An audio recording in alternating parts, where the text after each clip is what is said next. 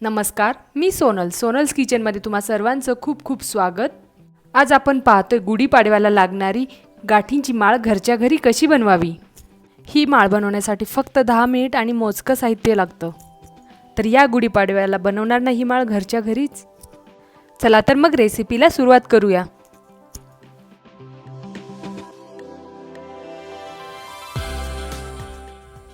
तर सर्वात अगोदर एका ताटाला आपण सर्व साईडने तेल किंवा तूप लावून घ्यायचे.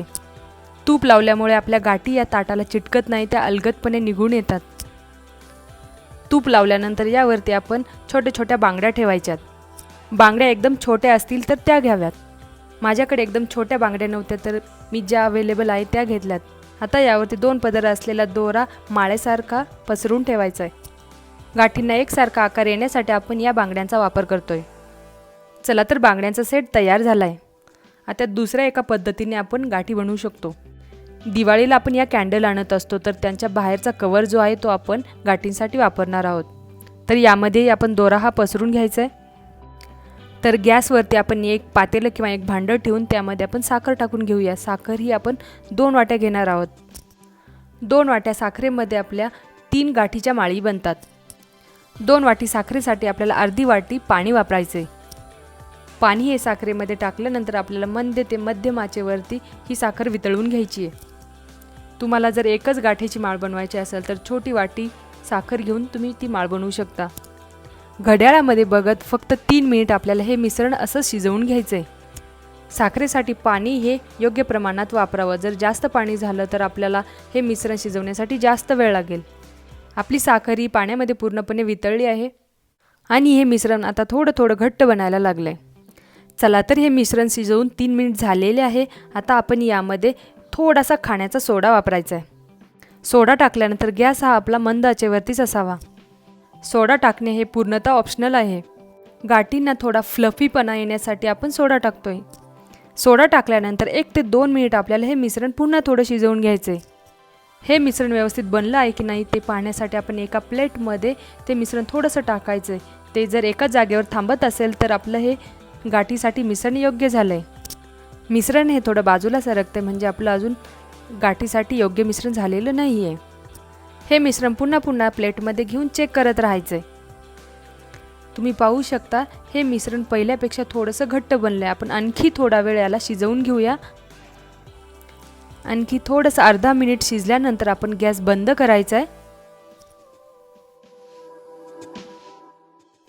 आता लगेचच हे गरम मिश्रण या बांगड्यांच्या मधोमध ओतायचे. ही प्रोसेस आपल्याला झटपट करायची आहे. गॅस बंद केल्यानंतर ह्या मिश्रणाची साखर बनायला लागते.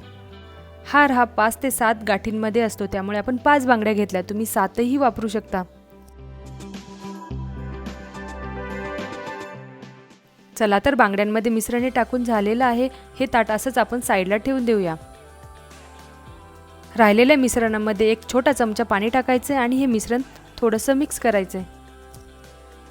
तुम्ही यामध्ये कुठलाही कलरचा फूड कलर वापरून हे मिश्रण कलरफुल बनवू शकता.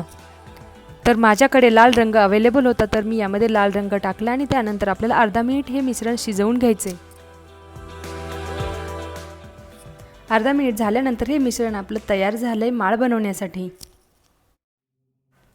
आता लगेचच हे गरम मिश्रण आपण यामध्ये टाकून घेऊया. मिश्रण यामध्ये टाकल्यानंतर याला असंच आपण एका साईडला 1 ते 2 तास ठेवून देऊया. 1-2 तासानंतर आपण चेक करूया हे मिश्रण सुकलं आहे की नाही. अलगद हाताने थोडंसं असं सरकून घ्यायचे, मोकळं करून घ्यायचे. तेल लावल्यामुळे या गाठी लवकर निघतात. आता या गाठींच्या बांगड्या या आपण अलगदरित्या काढून घ्यायच्यात.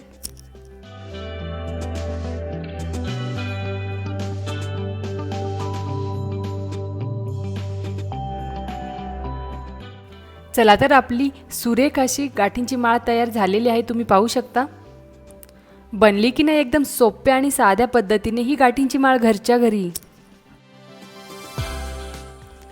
तर मी माझ्याकडे थोडंसं मिश्रण उरलं होतं ते दोरा पसरवून त्यावरती सोडलं होतं. त्याचीही छान अशी माळ बनली आहे. तर आपल्या 2 वाटी साखरेमध्ये सुरेख अशा 3 माळी बनलेल्या आहेत. तर आत्ताची अशी परिस्थिती बघता घरच्या घरी फक्त 10 मिनिटांमध्ये या गुढीपाडव्याला या गाठीच्या माळी नक्की बनवून बघा. व्हिडिओला लाईक, शेअर आणि सबस्क्राईब नक्की करा. व्हिडिओ पाहिल्याबद्दल धन्यवाद.